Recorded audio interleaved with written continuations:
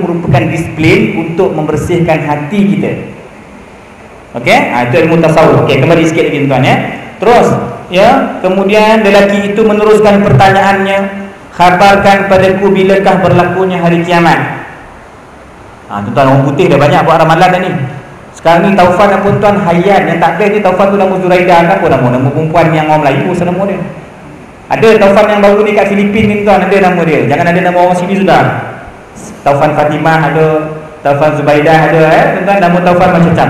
Orang barat tuan-tuan dah meramalkan tentang tarikh-tarikh yang mereka target berlakunya kiamat, tapi semua jangkaan mereka tu meleset sama sekali. Sebab tarikh kiamat kata Nabi SAW, tidaklah orang yang ditanya dan akan perkara tersebut lebih mengetahui daripada orang yang bertanya. Maknanya tentang kiamat tarikh tepat tak ada tuan-tuan, tapi ada tanda-tanda kiamat.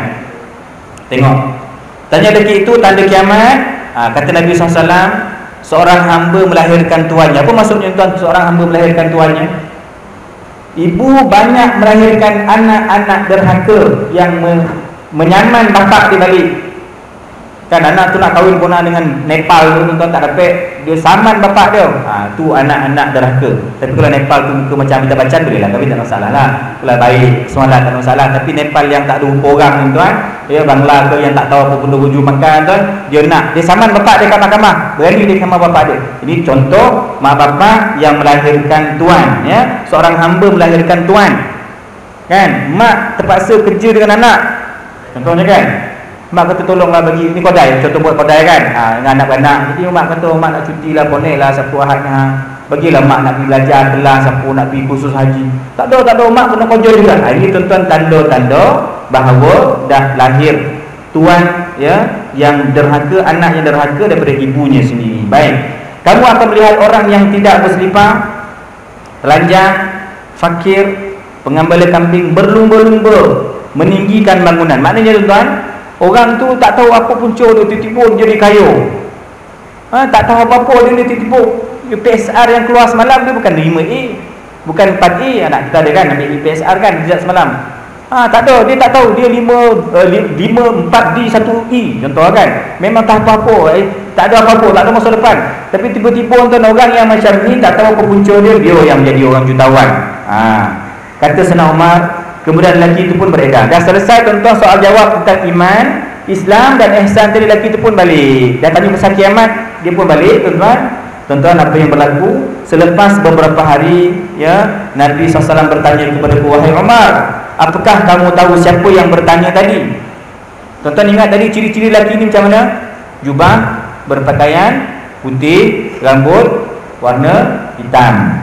Baik. Kata Sayyidina Umar, Allah dan Rasulnya lebih mengetahui. Tuan-tuan, kalau orang tanya tak dapat nak jawab, jangan jawab. Faham? Pernah tak ustaz sekian? Pernah dia duduk kat sini tamannya yang belasah. Sudah salah. Kan? Kak, apa hukum qada puasa? Dia kan tahu pun qada puasa boleh, dia kata. Tak apa pun dia jawab tak. Kalau tak tahu cakap macam ni, Allah wa rasuluhu a'lam. Allah dan Rasul lebih tahu, saya tak tahu. Cakap macam tu je lah kan. Tuan-tuan, kata Umar, saya tak tahu. Kata Nabi SAW, sesungguhnya itulah malaikat Jibril alaihissalam datang kepada kalian untuk mengajar tentang agama kalian. Tuan-tuan, ada tarikat-tarikat aliran yang sesat ni tuan, dia akan ambil kira macam mana. Dia kata yang datang kelas kita ni malaikat Jibril, kata dia. Tak ada tuan-tuan, kelas kita ni malaikat Jibril tak datang. Yang akan datang siapa tuan, yang sentiasa tengok kita tuan-tuan dari hari ni, malaikat Israel, tu datang ya. Malaikat Israel dia datang ni tengok tadi kita macam mana subuh tadi bongkar dah, semain Jumaat lolap tak sekarang khutbah.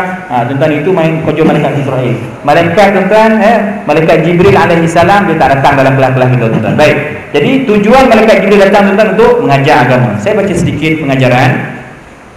Okey, murid dengan guru kena jaga adab. Tuan-tuan, satu perkara lah ya. Tu tadi kita bacalah adab murid. Okey, duduk elok-elok, sopan-sopan Yang kedua tuan-tuan, al-ihsan itu kata dia, kita nak belajar sifat ikhlas dalam ibadah. Kan al-ihsan ni kan. Kita tuan-tuan nak belajar ikhlas macam mana? Kena kawan dengan orang yang ikhlas. Apakah syarat nama dia Haji Ikhlas? Tak. Bukan nama dia Pakcik Ikhlas ke Makcik Ikhlas, tak. Nama dia bukan penting tuan-tuan. Yang penting kita berkawan dengan orang ikhlas, orang yang kita hormat dia. Contoh disebut sini tuan, ulama.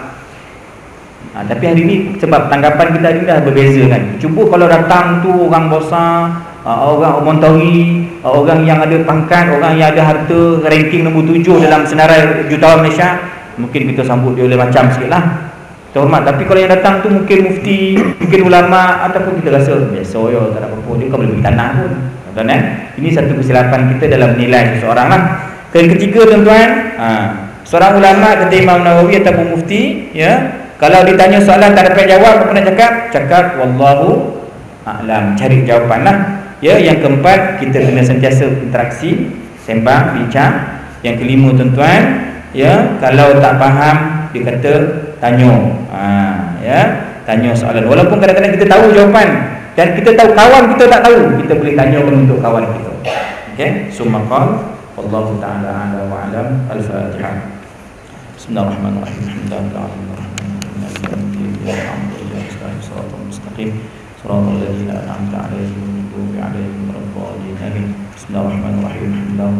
Wassalatu wassalamu ala asyrafil anbiya'i wal mursalin wa ala alihi wa sahbihi ajma'in. Allahumma ya Allah yang farij kull karbin wa yang khajadin nun yang yawm asyura. Wahai ya Allah yang melepaskan segala kesukaran, ya Allah yang telah membebaskan Nabi Yunus alaihi salam daripada perut ikan Nun pada hari Asyura. Ya Tuhan yang telah menghimpunkan Nabi Yaqub dengan Nabi Yusuf alaihi salam pada hari Asyura. Wahai Tuhan yang mengampunkan dosa Nabi Daud alaihi salam pada hari Asyura. Wahai Tuhan ya Allah yang telah menyembuhkan penyakit Nabi Ayub pada hari Asyura. Ya Allah ya Tuhan kami yang maha mendengar doa Nabi Musa dan doa Nabi Harun pada hari Asyura. Wahai Tuhan ya Allah yang telah menciptakan roh Nabi kami Nabi Muhammad sallallahu alaihi wasallam pada hari Asyura. Ya Rahman dunia wal akhirah, la ilaha illa anta ya Allah. Ya Allah ya Tuhan kami, permudahkan segala urusan kami, kabulkan segala hajat kami, dengarkan rintihan kami ya Allah. Permudahkan urusan kami ya Allah. Panjangkan usia kami dalam mentaati-Mu ya Allah. Panjangkan usia kami dalam kesihatan untuk mentaati perintah-Mu dan perintah Nabi Muhammad sallallahu alaihi wasallam. Wa ahyina hayatan thayyibah, hidupkan kami dengan kehidupan yang bahagia ya Allah, kehidupan yang ceria ya Allah, berpandukan hukuman panduan syariat-Mu ya rabbal alamin. Wa tawaffani 'alal iman wal islam ya arhamar rahimin. Wafatkan kami, matikan kami dalam Islam, matikan kami dalam iman ya rabbal alamin. Wa sallallahu ala sayyidina Muhammad wa ala alihi wa sahbihi wasallam. Alhamdulillahirabbil alamin. Mohon maaf. Assalamualaikum warahmatullahi wabarakatuh. Alhamdulillah. Begitulah sekiranya disampaikan oleh Al-Fadhil Ustaz. Semoga apa yang disampaikan mendapat rahmat, insya-Allah. Alhamdulillah, sekali lagi saya mengucapkan terima kasih kepada Al-Fadhil Ustaz yang sudi hadir menyampaikan tazkirah pada pagi ini. Saya bagi pihak majlis ingin mohon maaf jika ada tanda kasar ke. Okey tak apa. Boleh. Dan yang baik itu daripada Allah SWT, yang tidak baik itu mungkin dari kelemahan diri saya sendiri. Semoga kita mengakhiri majlis kita pada pagi ini, mari kita membaca tasbih di Farah dan surah Al-Asr.